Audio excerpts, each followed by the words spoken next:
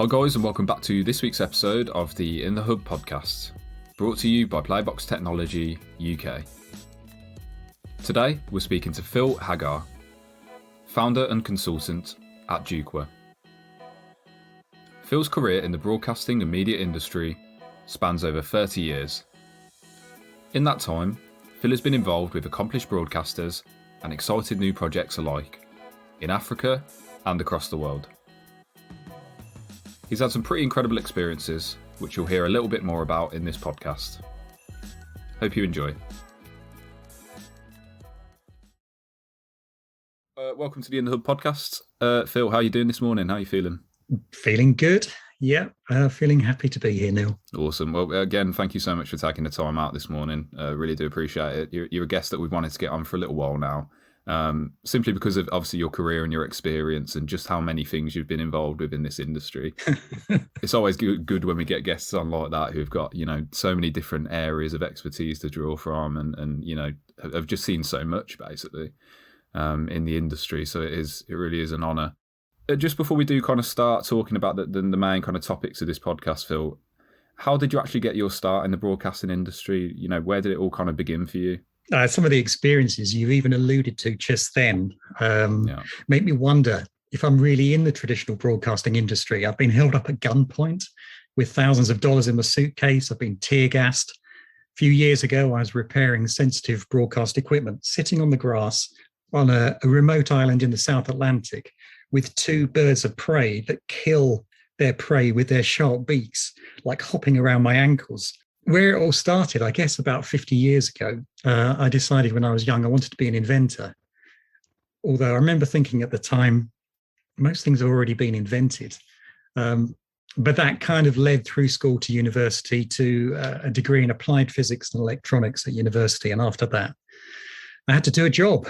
So back in about 1988, I started work for what was then the recently launched Scandinavian broadcaster TV3. It was based in a facilities company in Camden Town called Air TV. And I started off in their newsroom, editing VTs, working in the gallery on the nightly news programs. And after doing that for a while, it led to a role of, which was internally a promotion to maintenance engineer. And in the first few weeks, I managed to put NTV Europe off air for a night. Yeah. Wondering whether broadcasting was the right industry for me. It was about the same time I saw adverts for, we're looking for the first British astronaut. And I thought, should I try and divert my career that way? So in a late night empty studio, just imagine the cringingly awful Phil staring into an auto cue and recorded my video application to be the first British astronaut. I didn't get the job, but it did teach me a valuable lesson. And that lesson was called bars to line. Mm-hmm. What it means, I hadn't switched the studio output to bars. So there I was, me auditioning to be the astronaut, going through the building, through the MCR, down to MTV transmission, down to TV3 transmission. The next morning I came in, I was subjected to the appropriate level of mockery, which involves some choice phrases from my colleagues. And it literally had no connection to my decision to leave shortly afterwards. And then I went to the short-lived Champion TV, which was the home of the BSP Sport channel, where in the days of a square dish and 5 TV channels, it was quite something. Didn't last long. BSP, as you may remember, if you're old enough, folded and Sky took over the sports channel. So I went back to TV3 as an MCR engineer and a technical manager on outside broadcasts with some amazing experiences. Technical manager at Wimbledon tennis for them, PGA golf in Switzerland. But every couple of weeks I had to do night shifts and I was a new dad and that was not compatible.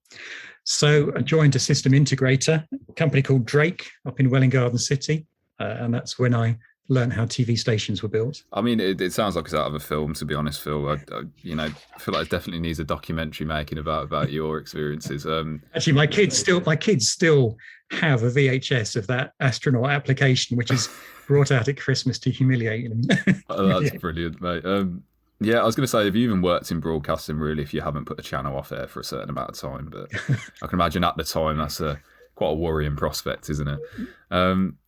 Yeah, you obviously touched on some of your experiences there and projects that you've worked on, Phil. And I'd hate for you to kind of pick a favourite out and you know and do that kind of thing. But has there been a kind of highlight role or a highlight project for you that particularly stands out when you look back? While I was at Drake, I saw another once in a lifetime job advert. And a few months later, it was around about 1994, my wife, my 18-month-old daughter, and I landed in the African bush to launch Zambia's first national independent radio station.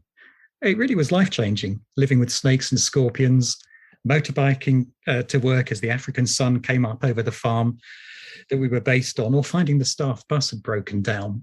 So I had to then go in and present the 3-hour breakfast show and much more.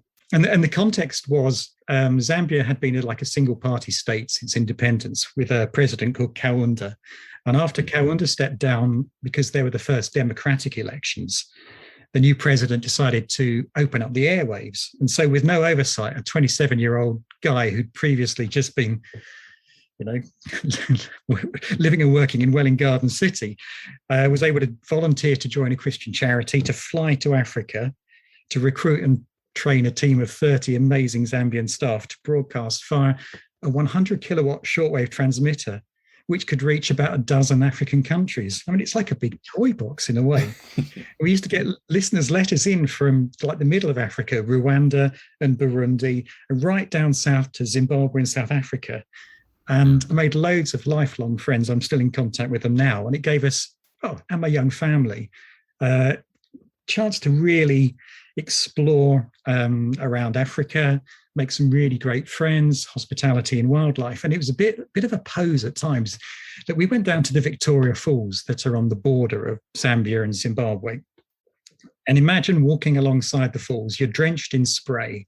The falls are known locally as Mozio Atunya, which means the smoke that thunders. So that smoke is the spray drenching you. And as well as the amazing view, got my little radio, turned it on.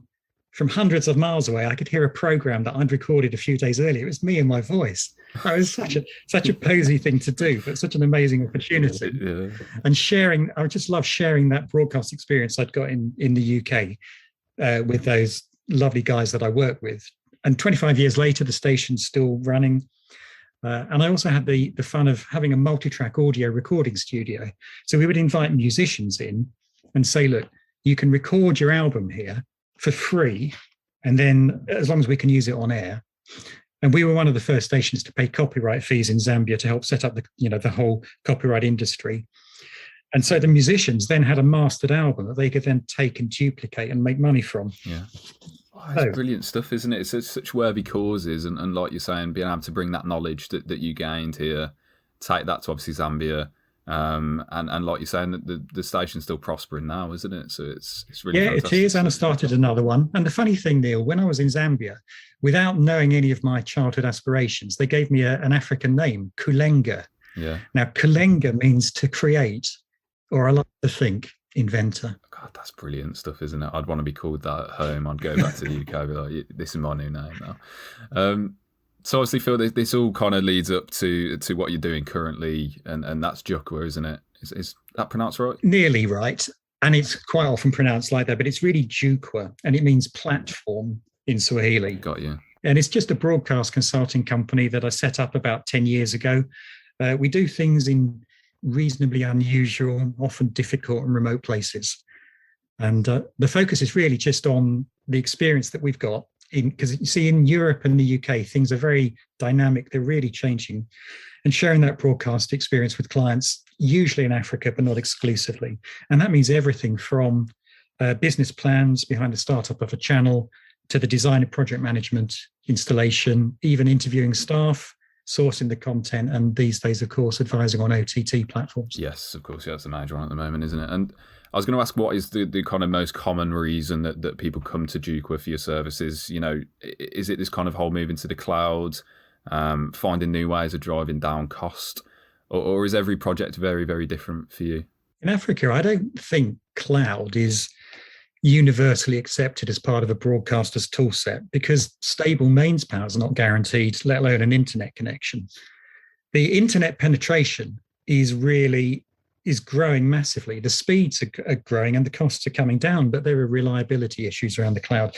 And I can't generalize because Africa's got 54 countries from low income to high income. They're each really, really different. But did you know in Africa, climate change impacts the cloud? And it's not some cheesy joke about weather, but several countries in Africa use hydropower to generate electricity. And if the weather patterns change, as they have, then it impacts rainfall, as it has done. And that means large lakes with dams haven't got the water level to generate electricity. So that means long power cuts. And so broadcasters spend lots of money on diesel for their generators, which impacts their financials. But in the unstable environment, it means that the local internet is not reliable. Another thing you asked, Neil, is it because they want to find ways to drive down cost? Well, I had one brilliant client. I had no cost concerns at all in Africa, and they changed their plans. We started off doing a business plan for them to launch a single sport channel. They ended up launching 100 channels, and on a platform, on a satellite platform, it's still going strong years later, and that was unusual. Realistically, 9 out of 10 clients are very, very sensitive to costs, and the sort of innovation that you live and breathe, and I also hope to do that, is reducing the startup costs. Like, for example, one of our customers can deliver live studio programs, let's say from Kampala in Uganda, capital city of Uganda.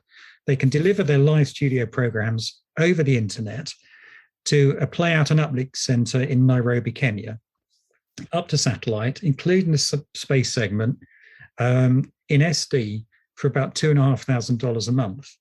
Now, when your distribution costs this low, it means if your creativity is high, that there are real opportunities for new channels to launch.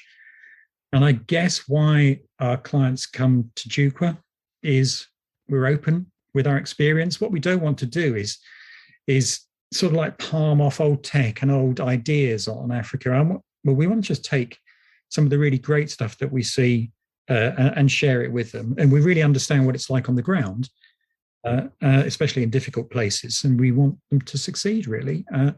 And unless it sounds a bit cheesy, to actually love working with us. Yeah, no, 100%. That's very admirable. I think, it's quite easy to get caught up in the bubble of the cloud, isn't it, when you're seeing so much news in the UK, in the US, and in Europe mainly. Very easy to get caught up in that whole bubble and move in with that. But like you're saying, it can be so different based on country to country and even area to area. So Phil, obviously I understand it as well as running Jukwa and taking in clients and doing projects. At the moment, you're also studying for an MSc, is that correct? Yes, and thanks to my long-suffering wife for putting up with the fact I've had no spare time virtually in the last 20 years. I can imagine. I think broadcasting is a bit like a stool with 3 legs. So if like one leg is content production and another leg is the technology, the third leg, which was my wobbly leg before, was the finance. And so I thought I'd better try and improve my understanding of that, because we're often doing business plans and long-term investment plans and things. So I'm just coming to the end of a master's in international business with a speciality in sub-Saharan Africa. Oh, wow. Okay. It's a bit niche, but it's I'm doing it at SOAS. That's a School of Oriental and African Studies at University of London. Yeah. And getting to grips with the complexities of corporate finance and minimizing risk for our clients has been quite a welcome change from SMPTE 2110, NDI, UHD, HDR, and all the usual broadcast fun. Yeah. No, that's absolutely brilliant. I was quite surprised, obviously, when I heard that obviously you're still striving to perfect every, like you're saying, that the 3 legs of the stool, which is absolutely fantastic. I wanted to talk again about something that you're doing in more on the personal side. Obviously, I saw a little bit about MSAIL. Could you, tell us a little bit about that organisation and what you guys kind of seek to achieve? MSAIL is msail.co.uk. Get the plug-in. A couple of years ago, a good friend of mine set up a charity down in Cornwall to provide free sailing trips for people with multiple sclerosis. I've been honoured to become one of their charity trustees. So we moved down to Cornwall about 5 years ago as a family to Falmouth. And did you know Falmouth's got the 3rd largest natural harbour in the world? Very nice. Can you guess what the other 2 are? Anyway, it doesn't matter if you don't. Sydney Harbour and Rio de Janeiro and Falmouth. It's a strange threesome, isn't it, really? Blimey, yeah. And the harbour's claim to fame, isn't it? Yeah, exactly. And I know you've been here, but the harbour is bordered by beautiful, like, tree-lined creeks. Yeah. So what MSail has been really lucky about, lucky or our founder has worked hard to get generous funding for it, but it allows us to charter yachts. And we offer gentle sailing days along the coast to people with multiple sclerosis. I mean, this year, due to COVID, it's been on hold. But anyone interested can check out the website at msail.co.uk. We'd love to welcome newcomers on board. Yeah, no, I think that's absolutely fantastic initiative. And obviously being to Falmouth myself, I didn't get to go on the water that time. It was quite short notice that we went, but it's being by the harbour, it's just fantastic views. And seeing a lot of people having fun on the water as well. It was had a cracking time, to be honest. It was brilliant. If we just recap now, we look back on obviously all your career, your experiences. Out of all of those kind of major changes that have happened in the last 20 years in broadcasting, what do you think has been the single most influential change? Neil, as I often do, I'll look at it through an African lens, but globally, it's the impact of the internet. Like 25 years ago, when I was living on a farm, an hour outside of the capital city, I literally had to drive an hour along a dirt track to get to the nearest telephone line. So I could call, weep down the phone to my parents, my family. Oh, we really miss you. Yeah. It could cost loads of money. And now I can have a live two-way video call to exactly the same place on Earth for fractions of a penny. And as well as impacting broadcasting, I think the internet's impacting entire populations. A bit of geopolitics. Zambia's had elections recently, and they've elected a reformer president. And I'm convinced this new president it's partly due to broadcasting and partly due to the internet, because it allowed Zambian citizens, especially the young people, to have a more global view of education and development. And broadcasting and the internet shone a light on the sort of things the old government got up to. So Zambians this year have voted to choose a different path forward for their country. And the internet and broadcast media play their part. And to me, that's really empowering. Yeah. Oh, 100%. It's easy for me to say sometimes, being 24 now, that the internet is almost all I've known. Around that kind of 2000 time, that's when it really started picking up. But I can only imagine, just how much it has changed so many aspects of people's lives. And like you said, it's got so many benefits for people in countries like that. And like you're saying, it's just crazy to think that, like you're saying, you had to travel down that dirt track, make it hugely expensive, hugely inconvenient phone call.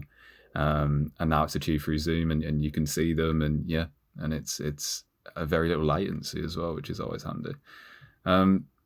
So Phil, a little bit more of a deep question now, one more difficult question, and then I promise we'll let you go.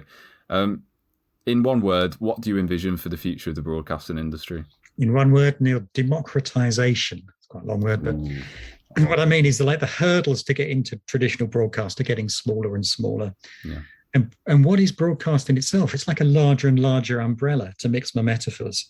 Yeah. Just consider podcasts and their global reach. I mean, that's broadcast, isn't it? I'm not even going to go into social media. So I think as broadcast gets more and more democratized, the opportunity for creativity and storytelling just grows and grows. Yeah. I think that's a fantastic answer. Obviously, we have a lot of people say cloud, we have a lot of people say streaming, but I think that sums it up really nicely, like you're saying. And the umbrella of broadcasting expanding every day, isn't it? It takes on a new meaning every day to be a broadcaster, which I think is really exciting. So Phil, obviously, thank you so much for joining me today. I really do appreciate it. Are there any kind of exciting projects coming up for Jukwa that you can talk to us about today? Well, probably the most exciting is the launch of our first product, because up until now, the last 10 years, we've just been consultants. Well, not just consultants. We've been consultants and we've been happy doing it. But we're launching Video Site, and that's an OTT platform specifically designed for African storytellers and content producers. And the way it came about is I spent several years trying to find just the right OTT platform for some of my clients, so they could launch their own OTT services. And don't get me wrong, like for the top 20% of broadcasters in the market, they've got more platforms than they know what to do with, as long as they've got the money to pay for them. But what about the other 80%? I mean, some of these guys, their studios are a couple of DSLR cameras going into a PC-based vision mixer running software like OBS. And they're never going to be able to pay those costs, but they're creating great content. So we figured if we can't find one, why don't we make one ourselves? We've spent about 18 months building it. So rather than costing our clients to launch an OTT platform, we're underwriting it. And instead of our clients paying each month for the platform to operate, we're going to pay for that as well. And we're simply just going to share the upside with them. So if they make money, we'll make money. And if they don't, they won't pay us anything. And the model, Neil, kind of goes back to that multi-track recording studio 20 odd years ago in Zambia. That was music, and that gave artists the chance to turn their skills actually into a living just by letting them master their first album, which then they could sell. And I want to repeat that model for African video content producers so they can earn a living from their creativity. So unlike things like what are called aggregator sites like YouTube, each of our clients will get their own OTT platform in their own brand with no competing content on it. So our first client runs a major music venue and is going to be offering live and on-demand African music concerts to a worldwide audience. So it's a change of direction from consultancy, but there was a gap in the market for a new business model, and hopefully that means an opportunity for video sites and for African content producers that want to launch their own OTT services without the risk or without the cost. Yeah, no, I think that's absolutely brilliant. I think, like you're saying, there's so much potential out there. It's a shame that it doesn't get to embrace these new mediums and get through to customers in these ways, which I think is absolutely brilliant. So, Phil, how can people get in touch with you and get in touch with Jukwa if they want to inquire about anything that you've spoken about today? Jukwa is a JUKWA.com. Give us a shout. You'll find us happy to share ideas. And for sailing people with multiple sclerosis, let me just say again, msail, msail.co.uk. So do pass it on. And thanks for the chance to promote both Jukwa and msail on the podcast. No, of course, Phil. I think it's been a great chat. I feel almost enlightened having spoken to you today. Just to hear how much that you've obviously been through, and to get to the point now where you're still innovating, you're still pushing forward, obviously with this African focus, and trying to get the best for those guys, which I think is absolutely brilliant stuff. Thanks so much. Oh, well, thank you very much, Phil. Really do appreciate it. You're welcome. Take care.